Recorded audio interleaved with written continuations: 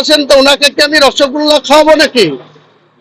উনি যখন মুসলিম এমএলএদের অসম্মান করবেন, মারতে যাবেন, বলবেন আছাড় মারবো বা ধরে রাস্তায় ফেলবো, তো ওনাকে রসগোল্লা খাওয়ানো হবে নাকি? ওনাকে যা জবাব দেওয়ার তাই দেওয়া হবে। সেটাই হচ্ছে বুঝে না, হ্যাঁ, ঠুসে দেওয়া, ঠুসে। উনি তো আছাড় মারবো বলে আমি ঠুসে দেবো একদম। উনি যদি দেখাতে পারেন 100 বার হলো, এই যে আমি হুমায়ুন কবির ওনাকে বলবেন 2016 সালে উনি তৃণমূলের এমপি ছিলেন, জেলার অবজারভার ছিলেন। 17 জানুয়ারি 2016 রেজিনগরে গিয়েছিল মস্তানি দেখাতে, মস্তানি ওর ঘুচি গিয়েছিল, ওখানে বক্তৃতাই করতে দেয়নি, চোরের মতো পালিয়ে এসেছিল ঢাকা থেকে নেমে কৃষ্ণনগর সার্কিট হাউসে বসে দিদিকে বলেছিল আর যাই করো দিদি, হুমায়ুন কবিরকে টিকিট দেওয়া যাবে না। ষোলোতে তাই দিদি ওর কথা শুনে হুমায়ুন কবিরকে টিকিট দেয়নি, 4টে পেয়েছিল, 22-এর মধ্যে 4 2016 সালে।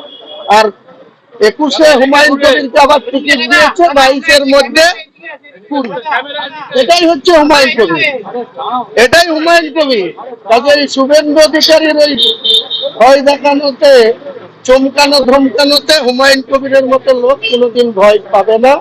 আগামী দিনে আমরা দেখাবো উনি কত বড় শক্তিশালী হয়েছেন। উনি একাই হিন্দু নন, মমতা ব্যানার্জিরা হিন্দু না, অভিষেক ব্যানার্জি হিন্দু না, এতগুলা এমএলএ আছে, আমাদের মাত্র 41টা এমএলএ মুসলিম 226-এর মধ্যে। তো উনি যখন মুসলিমদের এখানে পার্সোনাল অ্যাটাক করছে, তো ওনাকে আমরা ছেড়ে দেবো?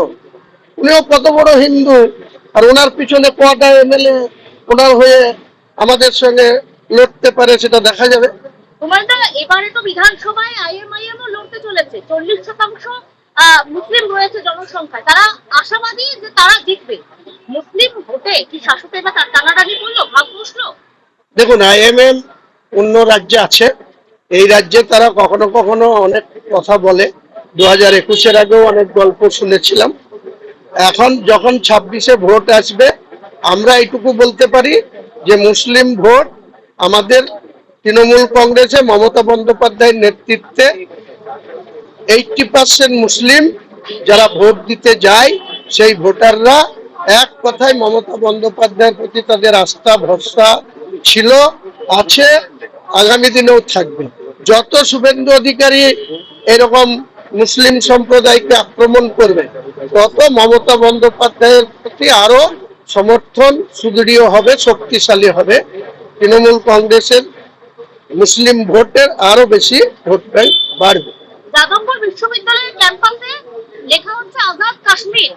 আপনি একজন বিধায়ক, আপনার লজ্জা লাগছে এটা, এই বিষয়টা দেখে? এসব আমি সমর্থন করি না, কারণ একটা শিক্ষা প্রতিষ্ঠানে এই ধরনের কোনো পার্টির বা কোনো সংগঠনের বা কোনো ছাত্র সংগঠনেরই এই ধরনের আচরণ সমর্থনযোগ্য নয়।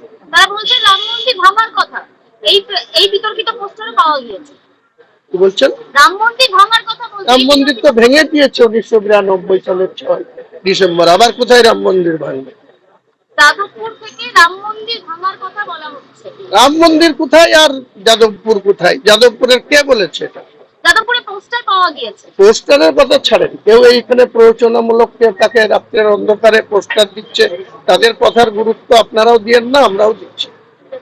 তাহলে এটা দিয়ে আপনি কিছু বলছেন? মোটেই না। একটা শিক্ষা প্রতিষ্ঠানে, একটা বিশ্ববিদ্যালয়, তাহলে সেই জায়গাটাকে নিয়ে কারো সংকীর্ণ রাজনীতি করা উচিত না। সেটা শিক্ষা প্রতিষ্ঠান, শিক্ষা প্রতিষ্ঠানে থাক, এ নিয়ে আমি কোনো মন্তব্য করব না।